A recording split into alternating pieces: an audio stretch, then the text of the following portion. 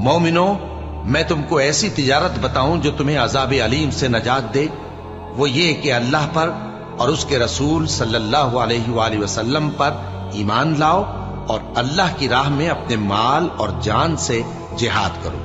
اگر سمجھو تو یہ تمہارے حق میں بہتر ہے۔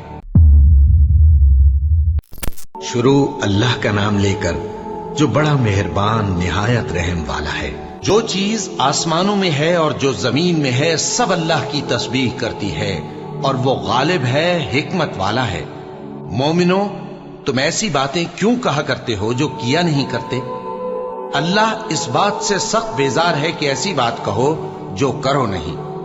جو لوگ اللہ کی راہ میں ایسے طور پر صف باندھ کر لڑتے ہیں کہ گویا سیسا پلائی ہوئی دیوار ہیں، وہ بے شک اللہ کے محبوب ہیں۔ اور وہ وقت یاد کرنے کے لائق ہے جب موسیٰ نے اپنی قوم سے کہا تھا کہ بھائیو، تم مجھے کیوں ایذا دیتے ہو، حالانکہ تم جانتے ہو کہ میں تمہارے پاس اللہ کا بھیجا ہوا آیا ہوں۔ پھر جب ان لوگوں نے کجروی کی تو اللہ نے بھی ان کے دل ٹیڑھے کر دیے، اور اللہ نافرمانوں کو ہدایت نہیں دیتا۔ اور وہ وقت بھی یاد کرو جب مریم کے بیٹے عیسیٰ نے کہا کہ اے بنی اسرائیل، میں تمہارے پاس اللہ کا بھیجا ہوا آیا ہوں، جو کتاب مجھ سے پہلے آ چکی ہے یعنی تورات، اس کی تصدیق کرتا ہوں، اور ایک پیغمبر جو میرے بعد آئیں گے جن کا نام احمد صلی اللہ علیہ وآلہ وسلم ہوگا، ان کی بشارت سناتا ہوں۔ پھر جب وہ ان لوگوں کے پاس کھلی نشانیاں لے کر آئے تو کہنے لگے کہ یہ تو سراسر جادو ہے، اور اس سے زیادہ ظالم کون کہ بلایا تو جائے اسلام کی طرف اور وہ اللہ پر جھوٹ بہتان باندھے۔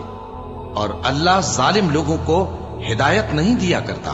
یہ چاہتے ہیں کہ اللہ کے چراغ کی روشنی کو اپنی پھونکوں سے بجھا دیں، حالانکہ اللہ اپنی روشنی کو پورا کر کے رہے گا، خواہ کافر نہ خوش ہی ہوں۔ وہی تو ہے جس نے اپنے پیغمبر کو ہدایت اور دین حق دے کر بھیجا تاکہ اسے سب دینوں پر غالب کرے، خواہ مشرکوں کو برا ہی لگے۔ مومنو، میں تم کو ایسی تجارت بتاؤں جو تمہیں عذاب علیم سے نجات دے؟ وہ یہ کہ اللہ پر اور اس کے رسول صلی اللہ علیہ وآلہ وسلم پر ایمان لاؤ اور اللہ کی راہ میں اپنے مال اور جان سے جہاد کرو۔ اگر سمجھو تو یہ تمہارے حق میں بہتر ہے۔ وہ تمہارے گناہ بخش دے گا اور تم کو جنت کے باغوں میں جن کے نیچے نہریں بہ رہی ہیں اور پاکیزہ مکانات میں جو ہمیشہ کی بہشت میں ہیں داخل کرے گا۔ یہی بڑی کامیابی ہے۔ اور ایک اور چیز جس کو تم بہت چاہتے ہو، یعنی تمہیں اللہ کی طرف سے غلبہ نصیب ہوگا اور فتح ان قریب ہوگی، اور مومنوں کو اس کی خوشخبری سنا دو۔